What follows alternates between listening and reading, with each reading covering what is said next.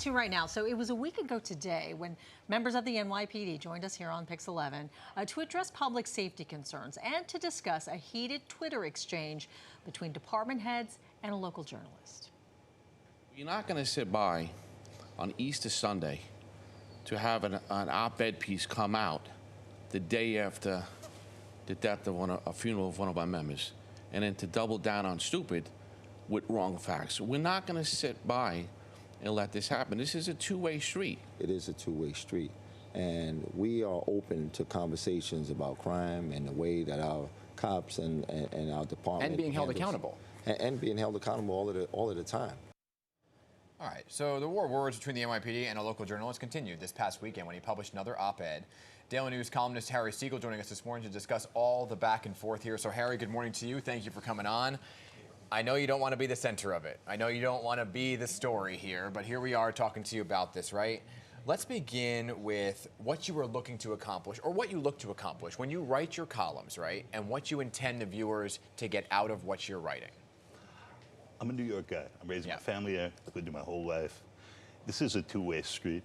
And the idea is, I've been writing about these things for 2 years. My column comes out on Sundays in print, on Saturday evenings, usually online. Every week. That's what happened. So, Every week. Easter Sunday, how could you time this? Come on. So the NYPD, when they're not attacking me, and notably the commissioner has been absent from that, which speaks to the very weird chain of command, and the dubious characters at the top in these appointed positions who Adams has brought in, I've been writing about for 2 years, saw an opportunity to take a swing at me personally. No one knows who I am. My family does, I guess. But, like, whatever. The two-way street is, as they're doing this, suddenly the tone the mayor is taking, the chief shell is taking, about needing to do more when you see erratic people on the subways, about what the police's obligations are, what New Yorkers want from them, which is what I've been writing about while being critical of these bosses and saying people want more from the NYPD. Not less. They want to see cops on trains. They want to see them engaging and interacting, not standing on platforms just on overtime assignments that don't seem related to the conditions on the subway. So if they want to talk about me, that's fine. I'm happy that they seem to have reset and renewed their own rhetoric about what they're doing. And now, if that leads to action, that'll be great, because I'll get to write about that. Yeah, that's my job. What do you think of Chief Shell accusing you of spreading misinformation? So Chief Shell has been very reasonable in his more recent appearances in trying to get away from the name calling, and I appreciate that. But then he's tweeting things, you know, with a shot with another TV journalist. The narrative will be void of dishonest entities, that's me, who want to misinform our communities. I do not. We will control the narrative. Chief Shell, you're not supposed to say those parts out loud. And frankly, I'm right here.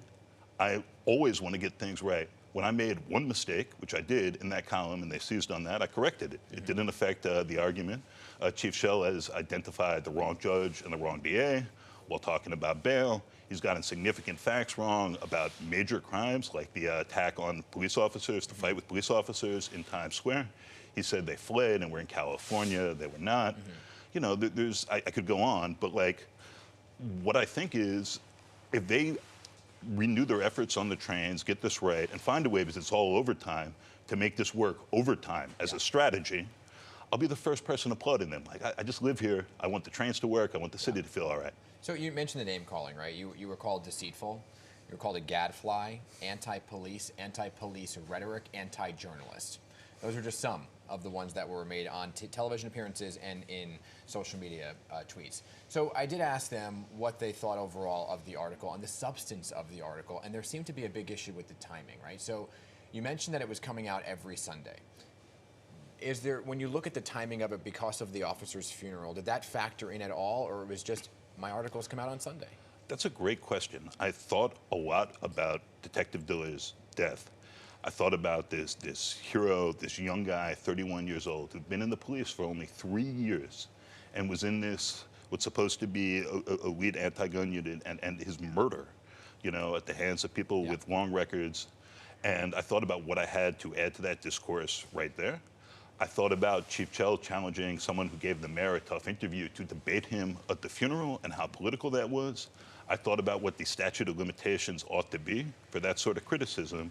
And, you know, I wrote what I wrote like I do every week, and I think that was right. And bluntly, I mentioned that a deputy commissioner who not that long ago was a detective and has had a remarkable rise had come up. I mentioned some of the other dubious characters in leadership he's been very closely tied to.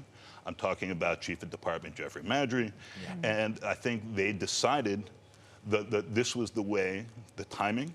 My one error of fact, I said there'd been 10 killings, there'd been 4 homicides this year. By the way, that doesn't include the guy who, you know, took the gun from the other guy and shot him because he's not dead yet. That's the most so far in a year since the early 1990s. I got the number wrong. I corrected it immediately because that's what you do. All of us, police, journalists, like you earn respect. Your name is your name. Your word is your word. If you get something wrong, you fix it. So I don't want to do the name calling. I didn't bring that up accidentally. It had nothing to do that the allusions to like the rogues gallery, as I see it, who has all this power. And these are public officials who are appointed, who don't seem to like having their public records mentioned. And I did not feel it was appropriate to not mention those because of this other tragedy. Chief Daughtry brought this up. He gave a speech at the crime briefing. I note that they're not doing these monthly anymore, whether the numbers are up or down. So right when the numbers are marginally down, they talk about this. I didn't think what he said was appropriate. But that's his business. Just real quickly, before we let you go, we're running out of time, unfortunately. The mayor did say everyone has a right to their opinion, including members of the NYPD and also you.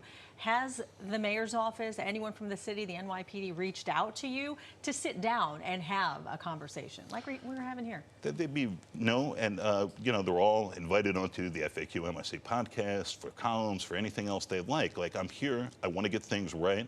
I want the city to do well, and I'm pulling for this administration, like everyone, to make this like a safe, good place. Yeah, you know, one thing, I know we got to go. The one thing that jumped out at me was that we hold elected officials accountable, and some of their things were, why can't reporters be held accountable? No, we can hold us accountable, but there's a dialogue that goes on with it, right? Because we're not in positions of power. We weren't elected. I don't know how you feel about that.